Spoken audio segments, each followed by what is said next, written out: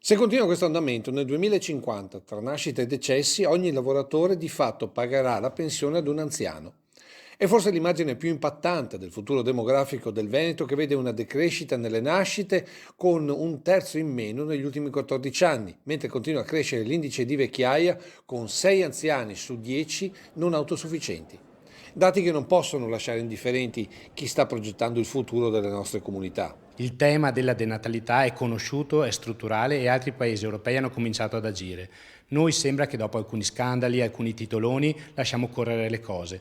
È necessario agire ora perché siamo già in grande ritardo. Per questo il Centro della Famiglia di Treviso si è fatto promotore per la creazione dell'Osservatorio sulla natalità e famiglia in Veneto, in collaborazione con INPS, la Fondazione Leone Moressa e l'Associazione Comuni del Veneto. Ecco perché, elaborando i dati raccolti dalla Fondazione Moressa, attingendo all'immensa banca dati dell'INPS ma non solo, si potranno realizzare interventi che avranno efficacia sia a breve che a lungo periodo, cercando di individuare i punti critici di questa società che non fa figli, con il risultato che nel 2040 4 veneti su 10 vivranno da soli. Quindi raccolta e studio di dati per individuare le risposte più efficaci, che non sono solo economiche o strutturali. Ma in tutto questo qual è, diciamo così, il messaggio che dà la Chiesa? Il messaggio che dà la Chiesa è un messaggio di speranza, un messaggio che guarda al futuro, cioè la vita ha senso solo se diventa dono, solo se diventa cura di altri.